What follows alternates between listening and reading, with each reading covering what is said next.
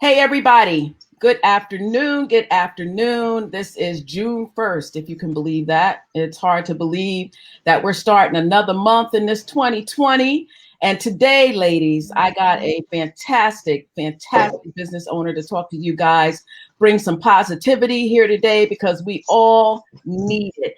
And I just want you guys to know that she is one of my adopted mentors. When I say adopted mentors, that means I told her she was my mentor. So she did not have a choice in that. She was placed in my group. When did they place you in my group, Michelle? Like shortly after the organization came about, correct? Yeah, I'm almost a day one girl. Almost. Yes, you are. Yes, you are. And I didn't know Michelle was in our group. I saw her in her organization, which she's going to talk more about. And I was like, who is this woman? I want to know who this woman is, what she's doing, how she's moving, the fabulous things that she was doing in her organization. And I loved how she was doing her organization because she wasn't looking left. She wasn't looking right. She was looking straight ahead and doing her things. So everyone, I want to introduce you to Michelle Snow of the Michelle Snow Network. Michelle, thank you for being a part of this chat and chill. Well, I am honored. There are a number of qualified candidates who I'm confident wanted to have this moment with you. So the fact that you chose me, I don't take that lightly. I am a proud member of Philadelphia Women's Network Connection, and so I want to make sure that I follow the lead of the house. So, Miss Felicia, let's go ahead and set some housekeeping rules. Okay. So, number one, Okay. this is scheduled to be done at 8 o'clock. Check, That is right? correct. Is Now, that it may correct? go over a little, All right. 8:05, 8:03, that's fine. Okay. Next part is that you are seeking to inspire your women that this video will not only be informative, but it'll be inspirational, right? Very, very. Check two. Okay. Yes, check two. All right. And so with that being said, I want to. Do you know if anybody is on with us yet? Yeah, we have a couple people on. And if you guys have any questions or any comments, please put them in the chat with your name so we can see who you are. And I can let Michelle know if you have any questions. But basically, Michelle, reason why I'm bringing you and the other ladies is during this COVID, a lot of women are feeling that they can't do their business or they're getting uninspired or just need that bit of help to let them know that there are women such as yourself and the other women that I'm bringing along to let them know that we can still do business during this time. It can still be profitable and we can still continue to support one another. So I know that you're doing a lot of awesome things in your organization. When this COVID started, you immediately went to work. I mean, you're always going to work, but you immediately went to work with building your nonprofit and working within your nonprofit to bring resources to people in your organization. So tell us a little bit about your organization and what you started and why you started doing that.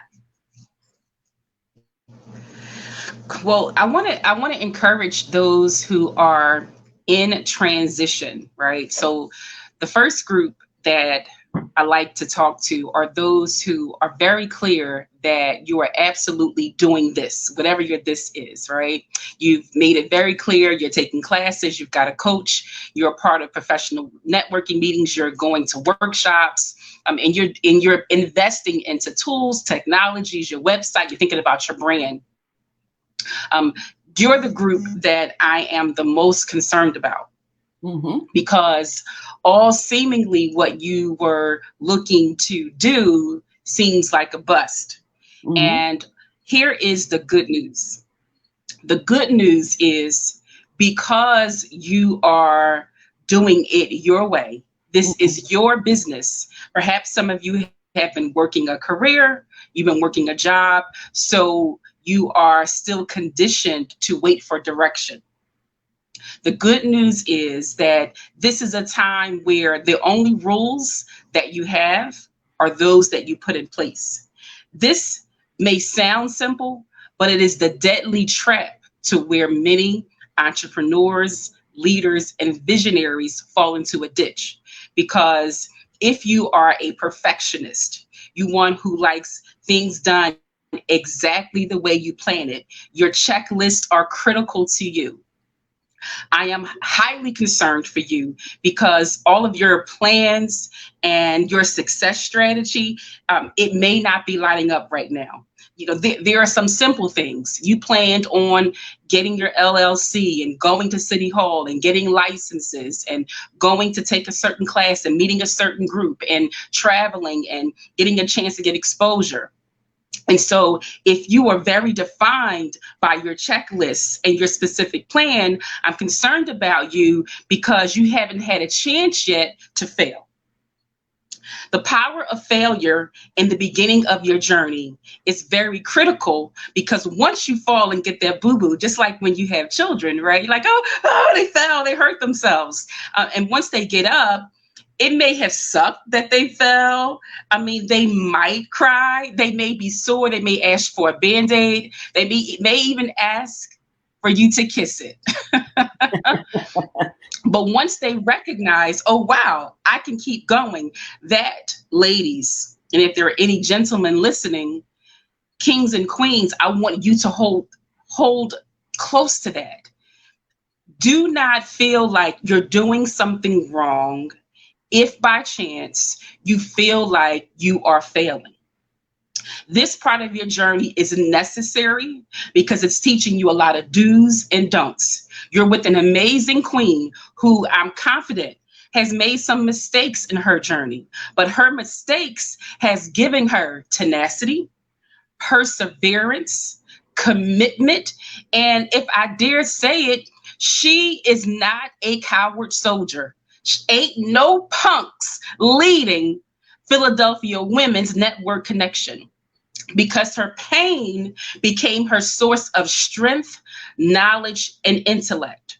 So if by chance one of your launches, workshops, or your first point of engagement did not hit the mark as you intended, cool, because now you know you've got a better idea of what possibly went awry, versus tricking yourself into believing I'm not good enough, I messed up, nobody wants me. The second part to that is you are building a reputation, right? So I have a client who is just this amazing young woman. She's under 30 years old. She's passionate. She got a great t-shirt line. And she did a campaign where she asked women to get involved, to give her some feedback, and she wanted to nominate certain leaders. Her campaign failed, right? I think she got back one response, and it wasn't the response that she wanted. And so her first thought was, I failed. You know, I'm doing something wrong here. No one wants me. I said, young sister, they don't know you enough yet to not want you. You haven't proven yourself to be wanted, to be revered, to be important, to be of value. Now, this is not a knock to her, because I wouldn't be coaching her if I didn't think that she was valuable. My wake-up call to her was, baby, you need some more time. You need some history, because you know, this is no secret, ladies. You are very much aware that you will watch, peek, look before you decide to engage, share, celebrate, and buy. It's a whole process. And for some people, that process can take not just what you hope in 30, 60 days, 120 days, 6 months, or a year. Sometimes it can take a few years. And I'll just give one example. We met an alumni client, and he came to an event when I first created the Michelle Snow Network, and that was in 2014. It wasn't until the end of 2016, after I had texted this man, met with him in his office, given him proposals, interacted with him on Facebook, rallied behind his mission, offered to sell his book for him and be a cheerleader. By closer to 2017, he says, oh, come to my office. I need you to do a workshop. Doesn't matter what the budget is. Let's do it. Wow. I'm saying, Oh, okay, right? What, in my naivete, what I didn't understand was he was getting buy-in. See, when he saw the brand and its engagement in 2014, he was intrigued. He was even impressed, but not enough to invest one of his most precious assets, which is the money that he works hard for. It took him almost 3 years to come back. After that, he came to all the events, brought his staff, continued to be a member. I mean, like, it was on like popcorn after that. So this is what I want to say to you, ladies, that sometimes we are a bit too impatient, and we watch so many amazing movies where things happen in 30 minutes, an hour, and if it's a really good movie, an hour.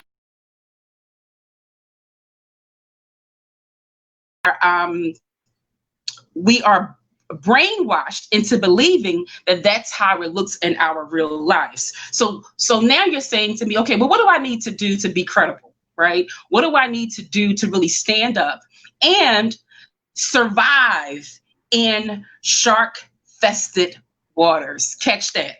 You better catch that early on in developing your brand and becoming a leader. You must learn how to survive in shark-fested waters. Now, there's a difference between a blue ocean strategy and a red ocean strategy. This is not something I'm making up. Somebody long before me who's genius came up with this strategy. And if you've never heard of red ocean versus blue ocean, let me just say it to you very quickly. The red ocean strategy is where you are in an industry where it is highly saturated.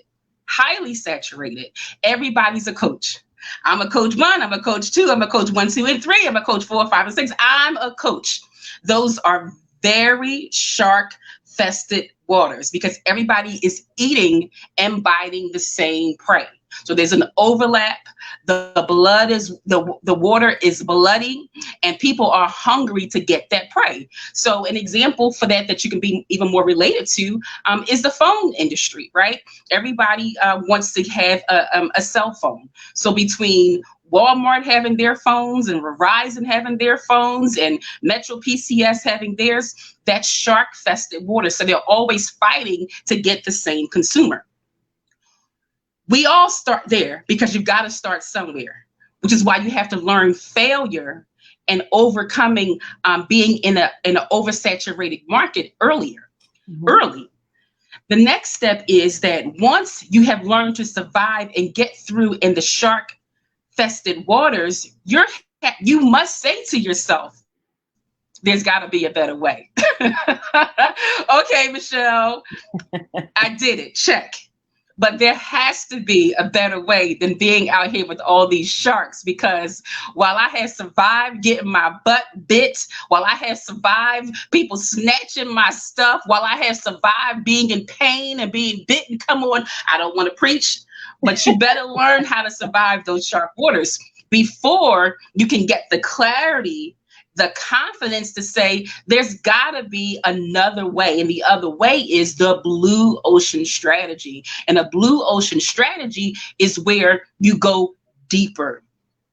It's more deep water. It's you moved away from the shore where the sharks are, and you've gone more in the deep where it's like open season. It's blue. You don't see all the boats out there. You don't see all of the infestation out there. It's open water. So an example for a blue ocean strategy is what Uber and Nintendo did. Okay, so if we talk about Nintendo said, we are killing the game. Sega, Nintendo, Xbox, like, we have dominated this market. Nobody can get into the video game industry unless you are Nintendo, Sega, Genesis. So as a business company, they said, but if we keep this up, we're going to overwhelm our consumer base, and we won't have anybody else to sell to. So we've got to go deeper into the water where there isn't as much competition and find new consumers. Now, that was not an easy decision for them to make because they were the boss. They were it. If you played video games, you played Nintendo, right? Right. So when you're already at the top and you're thinking, well, there's got to be more, is that greed or is that strong business thinking? Mm-hmm. I would venture to say a little bit of both, right? You have to be prepared to always find inventive, creative ways to draw in new income and finances to your business, because you never know when there may be some sort of halt or pause on your business. You can never get comfortable. And that's what that CEO did. So let me get to the point. The blue ocean strategy was finding a new territory, something open, more clean, more clear, where the sharks are not out there biting you, was the Wii system, WII, the Wii console game system. They said, well, if everybody who plays video games is playing our video games, then how do we sell more video games? The answer was, let's find people who don't play video games and make them play video games. Genius, right? Yes, Crazy, yes, it is. insane, and pure genius, Yes, right? yes, And yes. so that's what you as leaders must begin to learn how to teach your mind and your brain to do. You must be a tad bit insane, just Yes. a little bit crazy when you step out and define yourself as a leader, as an influencer, as a change agent, because you have to be against the grain, because you have to be forward thinking. I have learned through research that many of the most brilliant minds who have come before us and still stand often have secret mental disorder. Oh, that explains it. Now I They understand. often have some sort of mental or behavioral disorder, That explains because everything. genius, it does, right? I mean, to have a certain level of genius, there's a piece of you that's got to be slightly twisted. And so if people have always thought that you were different or weird or off or too much of this or too much of that, the good news is you're probably a little bit genius, which means you're a little bit crazy, which is perfect for winning in your industry. I've heard, while I can't prove this, that Einstein was actually a bit bipolar, right? Well, makes perfect sense. So back to the case study. The Wii system said, we've got to find people who don't play video games, make them play video games, and make them addicted. Now, that's the part where that's going to mess your whole mindset up. It's like, oh, making people addicted. That's not what God said. I can't do that. What do you think Scott's toilet paper, Charmin, Vaseline, Suave deodorant, Ajax dish detergent, Lay's potato chips have done to you? I mean, they've caused you to be addicted to what they have. Now, some of you are going to struggle with that because you feel like you have no addictions. Yeah, that's why people ran to the store and got all that toilet paper, because they didn't have an addiction, Felicia. That's exactly why they ran to the store. They didn't have an addiction. So in your system, you have to find a way.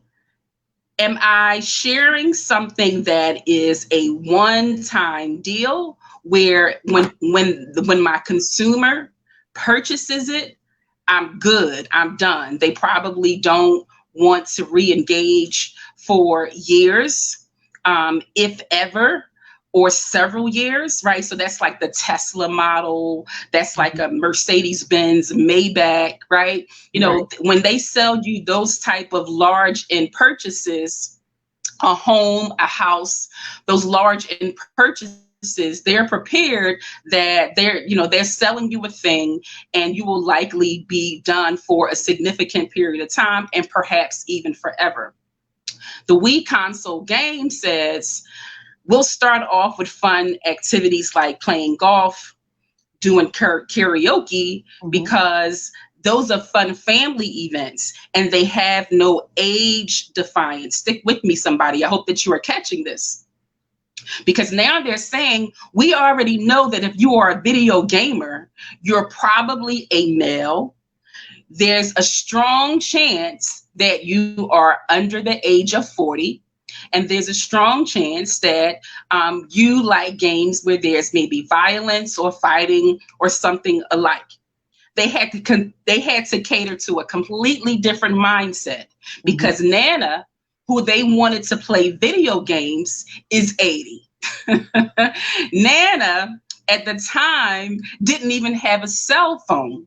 So how do you get Nana, who's 80, in the senior home, to not only play your game but become addicted?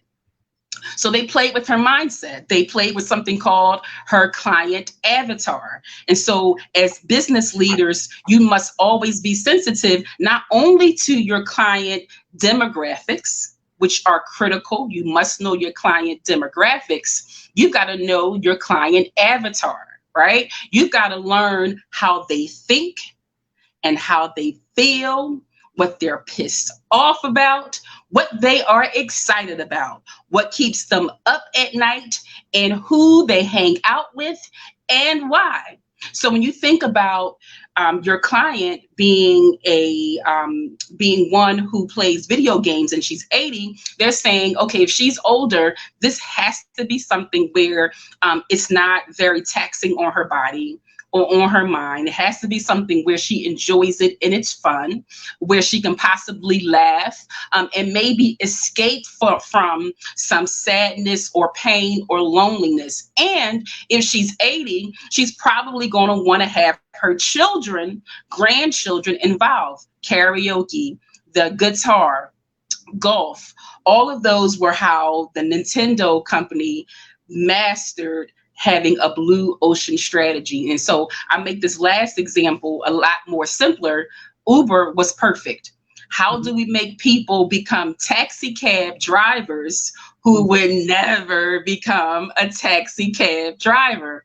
How do we get people to take a cab who can't stand taking a cab? Right. Brilliant, genius, and a little bit crazy, right? You gotta be. Yes. You gotta be a little bit crazy to even come up with something so ridiculous. They failed. They were fined. They were sued. They were protested against. They were told that they were criminals. They persevered. They found investors. They dealt with the pain, and they absolutely changed the world forever. I want to end the Uber example by saying, though, they're still in the fight. Yeah. And that's what I want you to catch. Even though they won the initial fight of becoming a legal entity and having people across the world think differently about what it means to get a taxi. They had a real high. That's when your company hits that peak, that like, oh my God, we won. Look at what we're doing. Oh, this was more than what I expected. You hit that bang, that peak, that place that you dreamed about. But then that slope has another side.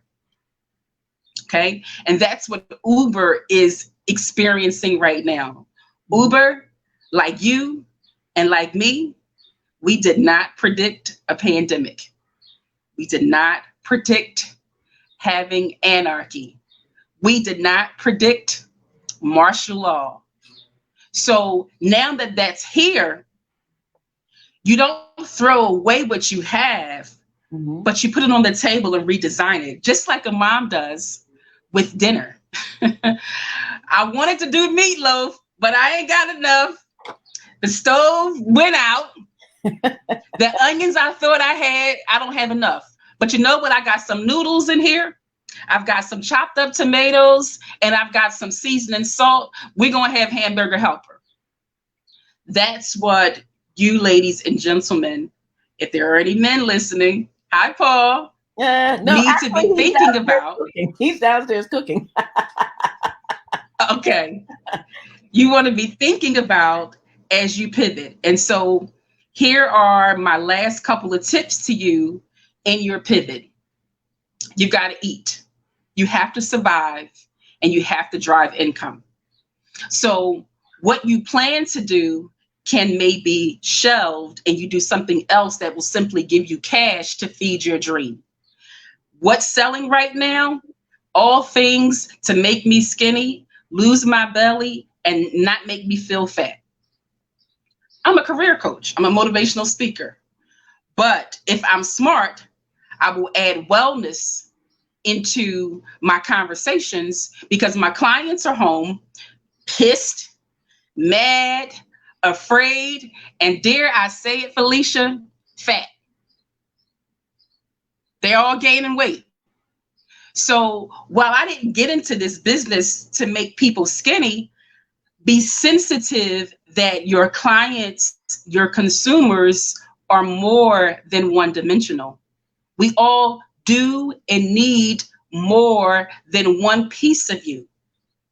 Whenever you're working with humans, there's the element of we are so multidimensional. So pivot and always be sensitive to what your clients need at the time. The time is now 7:56. I am Michelle Snow, career coach on duty. We are the sister network of Philadelphia Women's Network Connection. You can find us as a public open group, which is called Michelle Snow Network. We have men and women. Felicia asked me to talk a little bit about what I do. I hope that I gave you a little insight as to what it means to have a coach, that we don't just motivate you, we don't just promote you, we actually teach you and help you grow into your best self. So whether you're looking for a membership to support, but I don't want to take any of Felicia's members, so I'm just giving you that as information. If you're looking to have someone to work with you one-on-one, that's probably a better way to get in touch with us. I'm happy to celebrate you in Michelle Snow Network. That's not taking anything from Felicia because we're sister networks. And so we always share our members together. But if you've got a membership with Felicia, stick with it. And I'll continue to come here and support you and wave and give you inspiration. And otherwise, go into my social media, Snow Michelle, Michelle Snow Company, Michelle Snow Network, all things Michelle Snow Career Coach. Share me, give me some love. And if you really want to help a sister out, go to Cash App. Yeah, amen. Amen. Go to Cash App. Michelle Snow Company, all written out. Michelle Snow Company, and drop their Cash App. I would be happy to receive you in the name of the Most High. All right, everybody, I'm done. The time is now 7:58. You can reach me at growwithsnow.com. Now you guys know why, one, I love her. Two, I already knew before we even had the conversation that I was just going to sit here and let you drop all those wonderful, beautiful nuggets. I didn't have to do anything. You made this so easy for me. I could sit here and just put my arm up and listen to you all day. But I'm telling you, I love what you're doing in your organization. And like she said, her organization is the Snow Michelle Network. She has close to almost 2,000 men and women in that organization. She's very humble. Michelle is probably one of the most humblest leaders that I have ever met.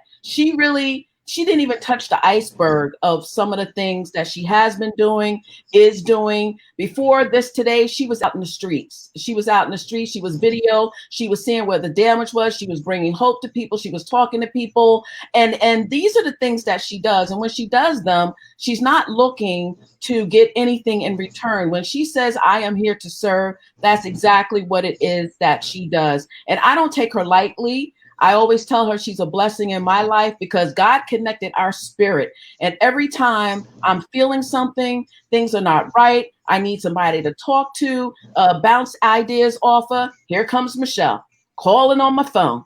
She's like, I felt your spirit, sister. What's going on? So I don't even have to look for help because the help is there and available. But like I said, I appreciate you being a part of our Chew and Chat. You knew you were going to be in here. There was no way I was going to have this series and not have you be a part of it, because you, like the ladies that I had from last week, tomorrow, and Wednesday, are some very powerful, powerful people. I love what you're doing, again, in your organization. I appreciate you. I love you. I'm sending you virtual hugs. Virtual hugs. Yes. Much love. And I can't wait for you and I to get together again, because we're going to have some fun and all that good stuff like that. But make sure you ladies connect with her. Again, her group is the Michelle Snow Network. When I posted today about her, I think I tagged her group in there. So make sure that you get in there. There are a lot of resources. Some of the resources I take from her group to put into my group, because there's a lot of good stuff. So Michelle Snow, on that note, darling, leave us with one last encouraging sentence, and then I'm going to let you go. I'm going to leave you with one of my personal mantras. We are living epistles. Every day we are being read by men and women everywhere. So make your life count. That's it. You guys heard it. It's just that simple. Thank you guys, all of you that joined tonight, all of you that had comments. Michelle will come into the group when she gets a chance. She'll answer any questions that you put on the feed. Michelle, I also want you to leave your contact information. So in case your website, your email, so in case, they can get in contact with you and all that good stuff. So thank you again. Ladies, don't forget, we have tomorrow night and we have Wednesday night. We got a couple of comments coming in, so let me just show those real quick.